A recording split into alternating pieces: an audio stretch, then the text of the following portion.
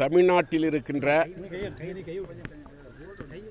அதிமுக தொண்டர்கள் 100%த்தில் 99.9% அதிமுக இணைய வேண்டும், 2026இல் புரட்சித் தலைவர் புரட்சித் தலைவி ஆட்சி கொண்டு வர வேண்டும் என்று எண்ணுகிறார்கள்.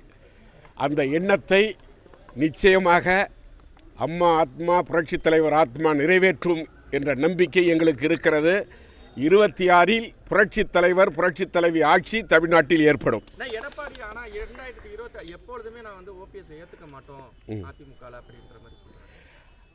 அதாவது நாங்கள் யாரையும் இழக்க விரும்பலை, எடப்பாடியும் இழக்க விரும்பலை, மற்றவர்களையும் இழக்க விரும்பலை.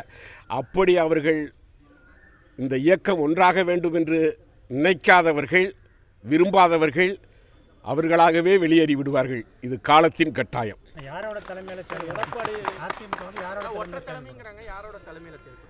அதாவது ஒற்றை தலைமை இரட்டை தலைமைங்கும் போது இணையும் போது ஒரு முடிவுக்கு வரும்.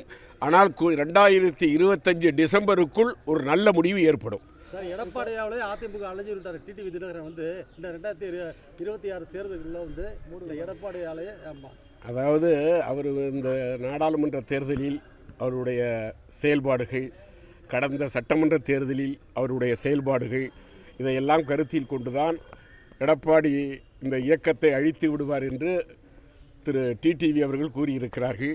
உண்மையும் அதுதான்.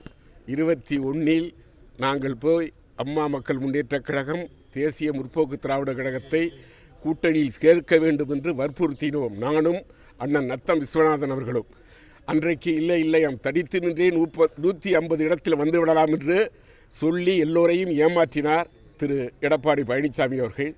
அதுபோல் நாடாளுமன்ற தேர்தலிலும் பெரிய மகா கூட்டணி வரும், நாம் 40% மேல் பெற்றுவிடலாம் என்று சொல்லி இன்றைக்கு 20% வருகிற அளவிற்கு இந்த இயக்கத்தை ஒரு மோசமான நிலைக்கு கொண்டு வந்து விட்டார். அதை நினைத்து அவர் சொல்லியிருப்பார். சசிகலா சுற்றுப்பயணம் போயிட்டுருக்காங்களே, அவர்கள் சின்னம்மா அவர்கள் சுற்றுப்பயணம் ஒருங்கிணைக்க செல்கிறார்கள்.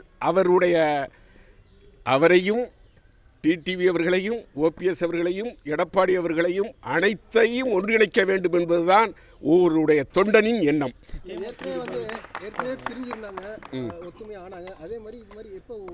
அதுதான் இந்த டிசம்பருக்குள்ள ஒற்றுமை ஆவாங்க. 26ல் அதிமுக ஆட்சி தான். எழுதி வச்சுங்க. போங்க. ரைட். வணக்கம்.